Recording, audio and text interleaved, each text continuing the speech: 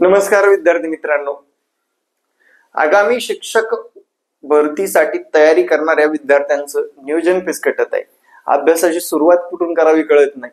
Day to day नियोजन कसे असावे आजच्या या व्हिडिओमध्ये आपण सविस्तर चर्चा करणार आहोत. चला तर मग मित्रांनो, आपण डे टू डे नियोजनाची आज तालिकाच तयार करू आणि आगामी भरतीला कसं सामोरे जायचंय, आगामी भरतीमध्ये कशा पद्धतीने आपल्याला शिक्षक व्हायचे याबद्दल सविस्तर चर्चा आपण आजच्या या व्हिडिओमध्ये करणार आहोत. चला, जर तत्पूर्वी चॅनलवर नवीन असाल तर चॅनलला सबस्क्राईब करा. विद्यार्थी मित्रांनो, आपला यापूर्वीचा व्हिडिओ जे की बुक लिस्ट याबद्दलचा टाकलेला आहे तो पण पाहायला विसरू नका. चला मित्रांनो, डे टू डे दिवसाचे नियोजन कसे करायचे बघा. दिवसाचे आता विद्यार्थी मित्रांनो लक्षात घ्या, सध्या जर विचारात घेतलं, सध्या सर्वांच्या शाळा चालू आहेत. आता मार्च महिना आहे, एप्रिल महिना आहे. टेट 3 द्यायचे, पण ते पण सर्वात मोठ्या जोमाने द्यायचे आणि सर्वात चांगल्या मार्गदर्शनाच्या अंडर द्यायचे. त्या विद्यार्थ्यांनी हा व्हिडिओ संपूर्ण बघायचा आहे. हा माझा संपर्क आहे. तुम्हाला काही अडचणी असतील तर कृपया करून व्हॉट्सअप करा. कॉल कधी कधी उचलला जात नाही, कारण मी स्वतः चालक मालक सगळंच माझ्याकडे आहे. रिजनिंग मॅथची जबाबदारी माझ्याकडे आहे. या सर्व गोष्टी जर विचार घेतला, माझे वेळोवेळी तुम्ही लाईव्ह क्लास बघतच असाल तर वेळ मिळत नसतो, त्यावेळेस तुम्ही व्हॉट्सअपला एक दीड तासामध्ये तुम्हाला रिप्लाय मिळून जातो. ठीक आहे, काय अडचणी असतील तर करा. जेन्युअन असणाऱ्या विद्यार्थ्यांनीच, जेन्युअन तुमचा प्रश्न असेल तरच हे करायचे, व्हॉट्सअप करायचे. तत्पूर्वी आपले लाईव्ह रेकॉर्डेड बघा मित्रांनो, live plus record plus all subject notes जे सर्व गोष्टी आपल्याला एकाच प्लॅटफॉर्मवर भेटतात. जर ज्या विद्यार्थ्यांना क्लासची आवश्यकता आहे त्या विद्यार्थ्यांनी मला या संपर्क क्रमांकावर संपर्क साधायला हरकत नाही. आता डे टू दिवसांदिवसाचं नियोजन बघा, लक्षात घ्या. विषय आता मी परत सांगत नाही, बुद्धिमत्ता, गणित आणि अभियोग्यता असे 2 पार्ट पडतो बरं का. अभियोग्यतेमध्ये तुम्हाला माहितच आहे, जे की आपलं कल आवड समायोजन सगळं चालतं. आता डे टू डे नियोजन करत असताना आता दिवस तर कोणताच वाया घालवायचा नाही. आजच्या डेट नुसार आज जर बघितलं असताल तुम्ही तर मित्रांनो, दिवसभरामध्ये जास्तीत जास्त 2 तास क्लास मध्ये घालवू शकता तुम्ही दिवसभरामध्ये. विशेष करून रिजनिंग आणि मॅथ या घटकासाठी क्लास करा. असतात ह्याचा व्हिडिओ आला बघत बसा, त्याचा व्हिडिओ आला बघत बसा, त्यांचा व्हिडिओ आला बघत बसा, त्यांनी काहीतरी ठेवलं ते बघत बसा.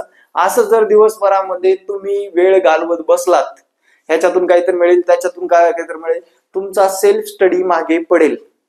सेल्फ स्टडी मागे पडला म्हणजेच बघा मित्रांनो, सेल्फ स्टडी मध्ये जर आपण गॅप टाकला किंवा मागे पडला तर आपण परीक्षेला फक्त सगळ्यांच्या लोकांचे व्हिडिओ बघून थोडंच लक्षात राहणार आहे. म्हणजे ते 10-15 सेकंदापुरतं मर्यादित आहे, पण ते लक्षात राहण्यासाठी आपल्याला सेल्फ स्टडी सुद्धा गरजेचं आहे. 2 तास तुम्हाला लाईव्ह क्लास साठी द्यायचे आणि दिवसभरामधले 4 तास तुम्हाला सेल्फ स्टडी साठी काढणं गरजेचं आहे. या सेल्फ स्टडी मध्ये काय करणं गरजेचं आहे? आता या लाईव्ह क्लासमध्ये समजा 23 तारीख आहे, 23 मार्च, दिवसभरामध्ये मी काय केलं हे महत्वाचं आहे. आज जर समजा घड्याळ हे प्रकरण केलं तुम्ही, या घड्याळीवर कसे प्रश्न आलेत हे महत्वाचं आहे. हे प्रकरण तुम्ही व्यवस्थित एकदाच करा. आता 90 दिवसामध्ये विसरलं नाही पाहिजे, एवढं लक्षात घ्या. बरोबर, तुम्ही घड्याळ प्रकरण 1 तास केलात, त्यातले सर्व नियमावरील 3 उदाहरणे सोडवलात आणि ते 3 उदाहरणं आपल्याला जर लक्षात ठेवून पुढे चालायचे. घड्याळ प्रकरण आपल्याला 90 दिवसामध्ये पुन्हा करायची गरज भासली नाही पाहिजे. या दृष्टीने आपण काय करायचंय, प्रकरण कंप्लीट करत जायचं आहे. जोपर्यंत तुमचे प्रकरण व्यवस्थित होत जात नाहीत, आता लक्षात घ्या, आपल्याकडे आहेत 30 प्रकरण याची बुद्धिमत्तेची, 20 प्रकरण आहेत गणिताची. हे 20 आणि 30 रोज एक प्रकरण केलं तर 50 दिवसामध्ये आपलं संपूर्ण रिव्हिजन होणार आहे आणि आपण ते विद्यार्थ्याकडून करून घेतच आहे. ठीक आहे, आपल्या या 4 महिन्यामध्ये आपल्या या 3 महिन्यामध्ये संपूर्ण सिलेबस प्लस विद्यार्थ्यांना मोठ्या प्रश्नातून ट्रिकी कसं शिकवलं जातं, ट्रिकी उत्तर कसं काढलं जातं. ट्रिकी उत्तर म्हणजे शेवटच्या लाईनवरून उत्तर काढता येतं, मधल्याच कुठल्या तरी लाईनवरून उत्तर काढता येतं, सुरुवातीला त्या प्रश्नाचा आशय असतो.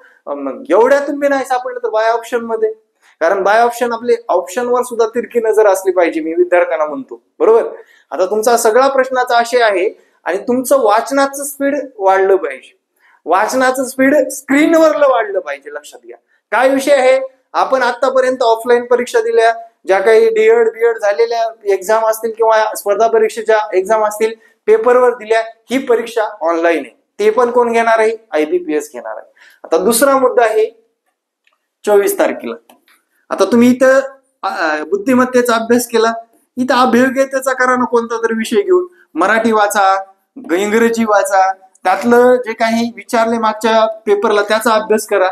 म्हणजे हे काय करायचे, वहीच्या शेवटच्या 2 पेजला तुम्हाला लक्षात ठेवायचे.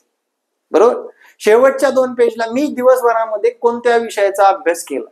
आता समजा 25 तारखेला कोणाचं लग्न आलं, 25 मार्च रोजी तुम्हाला लग्न होतं. अरे काहीच केलं नाही, लिहून ठेवा डायरेक्ट.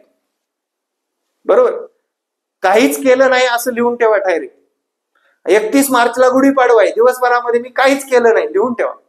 पण त्याचा वरताळा दुसऱ्या 2 दिवसामध्ये आपला निघला पाहिजे, यावर आपली काटेकोर नजर असली पाहिजे. ठीक आहे. आता विषय काय आहे, रोज तुम्हाला शिक्षक झालेलं बघायचं स्वतःला. हे मोटिवेशन तुम्हाला स्वतःच करायचे. लक्षात घ्या. म्हणजे आपण 8 दिवसामध्ये विचार करा, 8 दिवस पुढलं आपण नियोजन केलं, 23, 24, 25, 30, 31 तारखेपर्यंत किती दिवस आपण काहीच केलं नाही हे आपल्या लक्षात येणार आहे. किंवा 8 दिवसामध्ये आपण 6 दिवस अभ्यास केलाय, काय केलाय ते महत्वाचं आहे. तसंच विद्यार्थी मित्रांनो, 90 दिवसाचं तुमचं शेड्यूल तुमच्याकडे जर असेल तर परीक्षेपूर्वी ऑटोमॅटिकली आपल्या माइंडला कळून जातं की आपण हे सर्व वाचलेलं आहे, आपण बी कॉन्फिडन्सली परीक्षेला सामोरे जातोय. एवढं बारकाई कोणी सांगतं घरी, कारण तुमच्याबद्दलची असलेली तळमळ मला लक्षात आलेली आहे. विविध पॅटर्न चेंज व्हायला लागले. शिक्षक भरतीमध्ये कॉम्पिटिशनचा विचार केला तर 2.25 लाखच कॉम्पिटिशन आहे मित्रांनो, लक्षात ठेवा. इतर परीक्षेचा विचार केला, अरे 528 जागा होत्या, 6 लाख 7 लाख फॉर्म आले होते इतर परीक्षेच्या बाबतीत. आपल्याकडे किती कॉम्पिटेटर आहेत? 2.25. एका जागेसाठी 5-10 लोक आहेत फक्त. त्या 5-10 लोकांना आपल्याला क्रॅक करून पुढे जायचं. मग ते नियोजनाशिवाय, प्लॅनिंग शिवाय साध्य होणार नाही. म्हणजे आपलं 15 दिवसाचं, 1 महिन्याचं, 2 महिन्याचं, 3 महिन्याचं शेड्यूल आपल्याकडे असेल, आपले हे टॉपिक क्लिअर झाले, त्याचा कॉन्फिडन्स असेल, आणि आगामी काळामध्ये आपल्याला परीक्षेसाठी कुणीही अडवू शकणार नाही. बरोबर, हे नियोजन तुम्हाला करणं गरजेचं आहे. कारण आपण अभ्यासामध्ये गॅप टाकलेला आहे, परीक्षा पास झालो नाही. TET परीक्षा काही लोक पास झालीत, काही लोक पास होण्याचे बाकी आहेत. म्हणजे तुमचे मार्क जसे, लक्षात घ्या, आता ही पात्रता परीक्षा आहे, आपलं एज्युकेशन आहे, आपल्याकडे अनुक्रमणिका होती, 32 पेज भरायचे होते, 32 पेज भरून आपण परीक्षा पास झाल्या. काही लोकांचं डिस्टिंक्शन मध्ये परीक्षा पास झालं. पण ही परीक्षा मेरिटची परीक्षा आहे. या परीक्षेमध्ये ज्या विद्यार्थ्याला जास्त मार्क असतील तोच किंग असणार आहे. आणि तो किंग कसा असणार, त्याच्याकडे वेळेचं नियोजन असेल, आणि वेळ आणि सराव आणि योग्य मार्गदर्शन असेल तरच तुम्ही विद्यार्थी मित्रांनो आगामी काळामध्ये मार्क मिळवू शकणार आहात. आता माझं तर फेस टू फेस कम्युनिकेशन असतं. विद्यार्थ्यांना मी स्वतः शिकवतो, माझे स्वतःचेच क्लास आहेत, म्हणजे स्वतः सगळं करतो. म्हणजे विद्यार्थ्यांकडून मी वेळोवेळी जाणून घेतो अभ्यास कुठपर्यंत आलाय. बरोबर, लाईव्ह क्लासमध्ये रोज 5 मिनिटं देतो की अभ्यास करताय का, अभ्यास करण्यासाठी काय अडचणी येत आहेत का, कोणता सराव कमी पडतो, त्या सरावावर काय करणं गरजेचं आहे. म्हणजे कॅप्सूल टाईप आहे आपलं काम. बरोबर, कॅप्सूल कुठं दुखतंय तिथंच इफेक्ट झाला पाहिजे, या पद्धतीने विद्यार्थी मित्रांनो. म्हणजे येणाऱ्या आगामी काळामध्ये बऱ्याच लोकांचं काय, मॅनेजर ठेवलेले लोक आहेत, कॉल घेणारं वेगळंच आहे, शिकवणारं वेगळंच आहे, मार्केटिंग करणारा वेगळाच आहे, असे वेगवेगळे लोक आहेत. आपल्याकडे तसं नाही. मी स्वतः शिकवतो. विशेष म्हणजे रिझनिंग, मॅथ, कल, आवड, समायोजन यावर जास्त भर देणार आहे यावेळेस. त्या विषयामधून आपल्याला मार्क मिळवायचे. म्हणजे आम्ही टार्गेट केलेले विषय आहेत. बुद्धिमत्ता टार्गेट करावंच लागेल, पर्याय नाही, सगळेजणच करतील. त्याचबरोबर अंकगणित आणि विद्यार्थी मित्रांनो कल, आवड, समायोजन.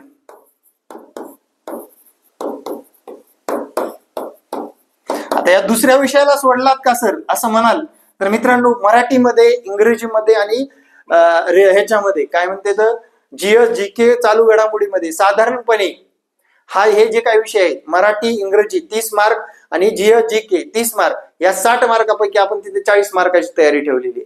पण हे जे काही विषय आहेत बघा मित्रांनो, साधारण सांगतो मी, इथं 110 मार्क आहेत, यापैकी तुम्ही 80-90 मार्कालाही पोहोचलात तरी काही अडचण नाही। याच्यामध्ये 30 गुण आहेत, इथं 20 किंवा 25 मार्कापर्यंत पोहोचला तरीही 2 विषयामध्ये 100 आणि इथं जर बघितलं 115 मार्कापर्यंत आपल्याला पोहोचता येणार आहे।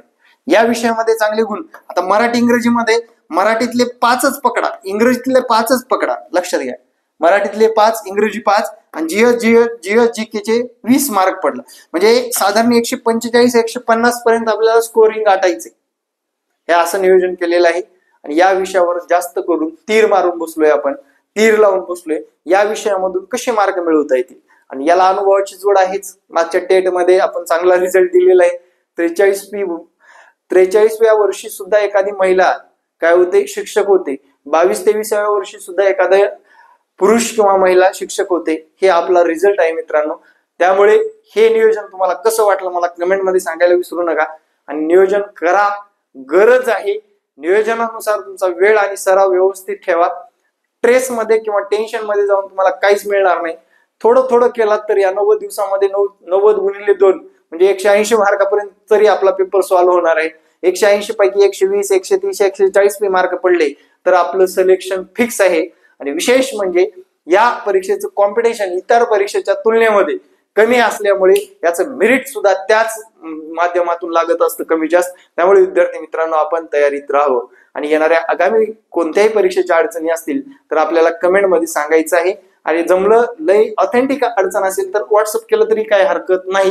क्लासची माहिती तुम्हाला व्हॉट्सअपवर मिळून जाईल, व्हॉट्सअपला मेसेज करा। आणि विद्यार्थी मित्रांनो आगामी परीक्षेसाठी सर्व विद्यार्थ्यांना ग्रो अकॅडमीच्या माध्यमातून खूप शुभेच्छा। जय हिंद, जय महाराष्ट्र, धन्यवाद।